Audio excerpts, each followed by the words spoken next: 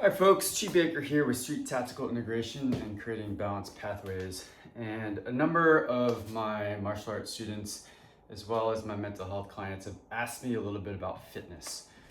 And I have changed some of the ways that I work out. And there's two reasons. One is my age, so I'm 53 years old. And the other is what I hope to gain out of my fitness and out of my workouts. And two factors: as you get older, your body functions differently, and you've got to be more concerned about how you're loading your body because it doesn't regenerate as fast. So it's not as pliable, it doesn't regenerate as fast, and you have to be careful about injury. And if you get injured and you're out of doing any sort of fitness for a couple months, what you lost in terms of what you gained if you cheated or if you worked out in a less functional, unsafe way to get those gains, the loss of not working out to what you potentially would have gained from that, there's no comparison. So even if you're not doing crazy heavy lifts, but you're consistently working out, that's going to be far better for your health and your fitness than if you're out for several months. We know once you have an injury, it's easy to get chronic injuries, which means you're going to be out more and you're just not going to be able to be as functional. So that in mind, what I've done is looked at functional strength versus what I call gym strength. So gym strength is using heavy weights, doing lots of reps, lots of times using bad mechanics, so using a lot of momentum to heave those weights. And that supports the ego. It may be, again, because of your age that you can recover from those, or your body just tolerates working out in a very dangerous way. What I've done is looked at more functional strength. And part of what I looked at was, I've done construction through the years, and what you're doing in construction is you're under stress, under load for a long duration. So it's not like you're doing this, right? Is you're holding something. So if you're holding or carrying a bag of concrete, right, you're in a sustained position like this for a while, like you're picking up, you're gonna move it to where you're gonna do the construction work. If you're holding up a beam, right, you're gonna be holding and sustained as you're kind of getting the bracket in place or whatever it is that you're doing. So a lot of this stuff is more endurance, right? More sustained strength. And overall, as we get older, to be functional people, to be able to do things that we want to do, whether again it's construction. I've got 5 kids, so in order to be able to play with them and do the things I want to do with them, I still do, again, like I said, a lot of construction, a lot of landscaping. So being able to do those and have a functional body that's strong and capable of those things, I need to change my workouts so that I can have sustained strength. And so what I'm going to show you is a snippet of kind of what I do now. And ironically, which was not the goal, was that I have gained muscle mass. Now that was not the goal, was to get bigger. It was just to maintain strength and get the type of strength that I want. Some of the newer kind of advertisements are coming out as gym strength versus military strength. Again, if you look at people in the military, they're huffing a rucksack for miles and miles and miles. They're carrying heavy equipment. They're doing stuff where they have to have sustained strength, not just quick explosive strength. They may need to have some of that, but overall, it's really more of the sustained strength. And so, again, because I teach martial arts, is that, yes, we train for quick, explosive strength, but a lot of it in terms of dealing with, whether you're competing or dealing with self-protection, is you gotta have to have kind of like very functional strength, okay? So, we're gonna start off with some bicep curls. And this is very different than really anyone I've ever seen. I'm sure it's not original, but again, it's something that I came up with maybe about 6 months ago. Okay, so we're gonna do alternating bicep curls. And I'm gonna be switching my lead foot back and forth, which you're not gonna be able to see because of the camera angle. But what we do is I hold for a little while, right? And then I do the curl up here and hold. I go back down and hold, and then go, okay?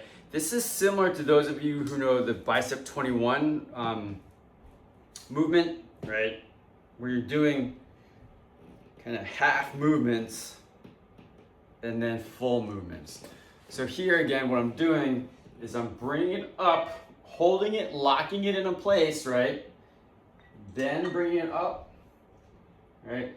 Then putting it back in, right, in that curl position, and then down, okay? Other side, right? Up, all the way up, back down to half, and down. So I'm gonna keep going my set.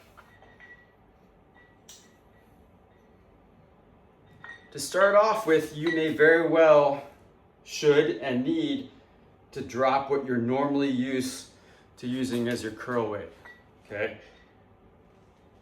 So I think I dropped 10 pounds off of my curl weight to be able to do these.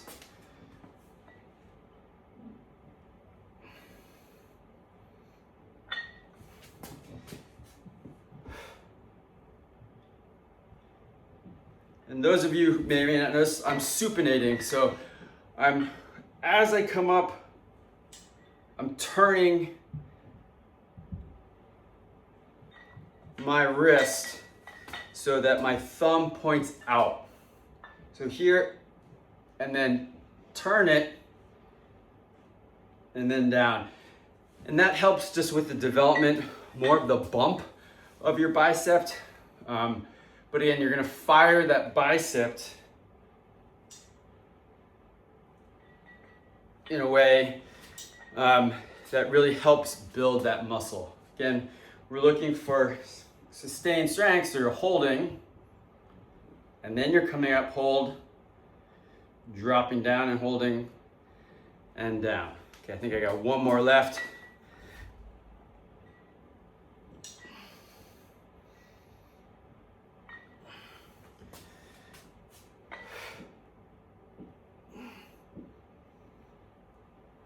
Good. Okay, and in the description here below, I'm gonna send a link of two people I follow who I think have great advice, Andrew Huberman and Jeff Cavalier of Athlean-X. And they've got great commentary, scientifically based stuff, and they'll talk a little bit about more about some concepts that I think are beneficial that will add to this video. Okay, the next thing, so this is my pull day. The next thing I do, because I don't have a lat machine, is I'm using bands, okay? But again, what I'm doing is I pull and I hold and sustain that loaded position. And then halfway and then out. And for this one, I go all the way through the motion and hold, and then come to a half, and then back down, okay? So pull and hold, midway, and all the way out. Pull and hold, halfway, and out. And again, if you have access to a lat bar,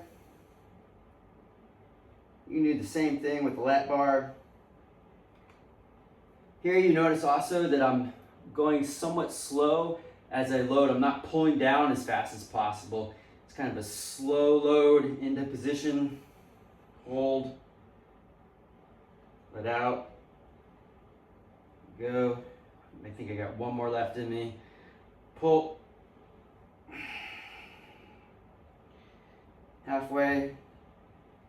And out. Good. Okay.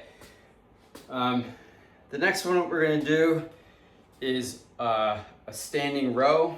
Sometimes I'll do them with the bands. Right now, what I'm going to do is with the dumbbells, and part of that is to kind of give you. I'll do the next set with the bands. Okay. So again, this is my pull day, right? The part of the reason why I switch between pull days and push days is how I load the tendons. So What it does is it's gonna use the tendons in one way, then I give it some days to recover and rest, and then I'll use them the other way. And again, that's gonna help with the recovery process. Again, this is my journey, doesn't need to be your journey. These are concepts that I believe in. If you found out something different, hey, go for it. If it works for your body, then good. The piece is to find ways that work for your body, and not just that they've worked, so keep doing it. If it's work and there's science behind it, right?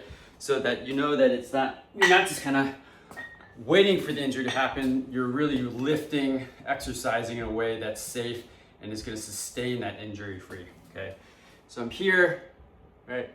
I pull, again I hold, and down. Right? You can have one foot in front, or you can parallel them, or one slight in foot, whatever. But you're here, and you pull in that loaded position, and relax down. Pull, and down, right? So you're doing, I don't know, let's see, 1,000, 2,000, 3, 1,000, 4, 1,000, 3 to 4 seconds of that hold position, right? Up, hold, and down.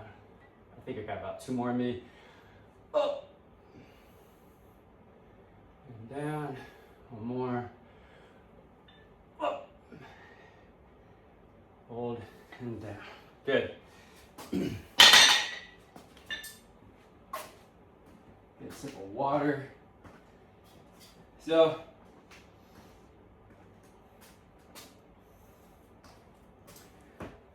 talking to a client today about this. How I work, it's kind of like a circuit training where I'm resting now because I'm talking to you all, but typically I don't rest at all. I just do set after set after set. What I'm doing though, obviously, is doing about 3 or 4 different exercises and just keep rolling them through. So this time, right, instead of doing bicep curls this way, we're gonna do hammer curls. So when you do biceps, from what I've heard, is that you do biceps this way where you're turning your wrist, right? It's gonna help with kind of the lower part, that bump area here, right? When you turn your hammer curl, it's gonna work on the width of your bicep. So it's gonna make them wider. Again, different strength for different things. If you think of what you're gonna grab and the motion that you're gonna grab, again, lots of times when you grab stuff, you're gonna grab this way. So these hammer curls really make sense in terms of functionality.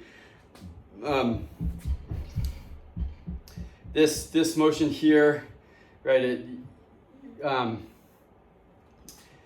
This I think is a little bit more unnatural in terms of what you might do functionally, but certainly, you know, construction sites, hanging out with kids, doing all sorts of random stuff, you do end up turning your wrists a lot of times. So it will help with that. Okay. So hammer curls, same thing again, right? Is that I'm gonna come up, sustain, up, hold, back, and down. Up, sustain, all the way up, top of motion, back down to the midway, and back down. So up, up, down, down, up, up, down, down,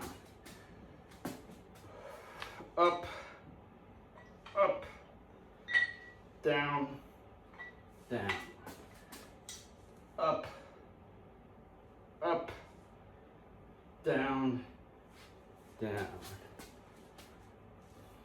up, up, down, down, up, up, down, down, up, up, down, down, up, hold, down, hold, down, hold. I think I got 1 more rep each arm. So up, up, down, down, up, up, down, down. I'll push one more out. So up, up, down, down, up, up, down, down. Good. Okay, so again, different motions with the biceps. I'm not going to do them in this video, but kind of you can do forearm curls too. This time when I do, I'm going to do what we would consider chin-ups. So my palms facing in. And here, all the way through, about halfway, and relax. This time I think actually I'm going to do it halfway. So halfway, pull all the way down, halfway, and all the way through. Pull, pull, release, release. Pull, pull, release, release. Pull, pull, release, release. Pull, pull, release, release. I think I got about 2 more in me. Pull, pull, release, release. Pull, pull, release, release. Good. Whew. Stretch it out just a little bit.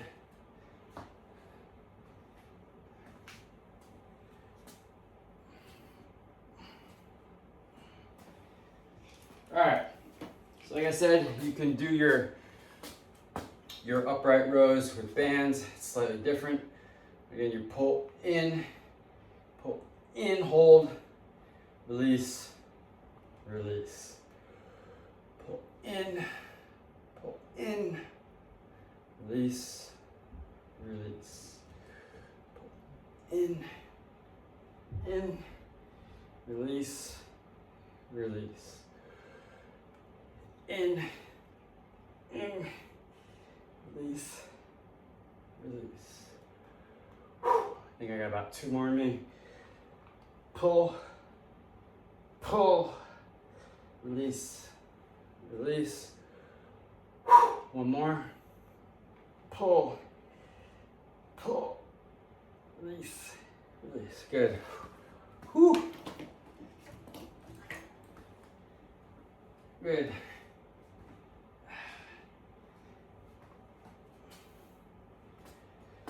So lots of times, I might do that, and then I might do like a leg, or a stomach exercise. For the sake of this video and the length of it, I've taken that out. But it's good to do kind of, again, rest your muscles just a little bit by doing that intermediary kind of non-upper body load. So again, legs or core. I'll do maybe half a set more. Again, another bicep to one. And then actually I've got to move on to my other job of counseling. So again, the idea here, right, is you're going to come up and load, hold, up, relax down, and down, right? Up, up, down, down, up, up, down, down, up, up, up, up, down, down, up, up, down, down, up, up, down, down, up, up, down, down, up and hold, down and hold, and down. All right, ready? Up and hold, down, down. Let's do one more. Up, hold, down, down. Up and hold, down, and down. Good. Since I'm here, I'm doing another set of bent over rows. So 1, 2, 3, 4. One more. 5. Good. So, most of the time these days, I do sets, rep numbers due to what my muscles feel like they can do versus numbers. The other thing of piece of thinking is when you lift, think of the muscles that you're engaging, don't think of the weight that you're moving. So when you're doing your biceps, think of all the different, your forearms into your inner bicep, coming up into your deltoid, right? Think of the muscles that you're loading. If you do that, it's gonna help them fire, right? It's gonna help those muscles fire. It's gonna help them activate better. They're gonna be more efficient. You're gonna get more out of your lifts and your exercise. So just don't look at numbers, don't count numbers and focus on your numbers. Don't focus on how much weight you're moving, right? Focus on the body parts. Connect to your body. The more you connect to the body, the healthier it's gonna be. The more you're gonna feel it, the more you're gonna know it, the more you're gonna be able to develop it or nurture it or heal it, whatever you need to do. But encourage you to lift mindfully, lift using science, lift using good mechanics, good form, right? Lift for functionality and fitness versus for aesthetics, right? So particularly when you get to my age, like you don't worry about your aesthetics anymore, right? Worry about how long you're gonna live. Worry about like what you're doing to your body and how it functions, and that you wanna be able to do the things, do the activities, play with your loved ones, play with your friends, and so that you can enjoy that lifestyle as long as possible. All right, guys, thanks for your time as well. Stay healthy, monitor your sleep, monitor your nutrition, monitor your fitness and your movement, monitor your connections to others and to the earth, and stay blessed, stay gratitude, and we'll see you next time.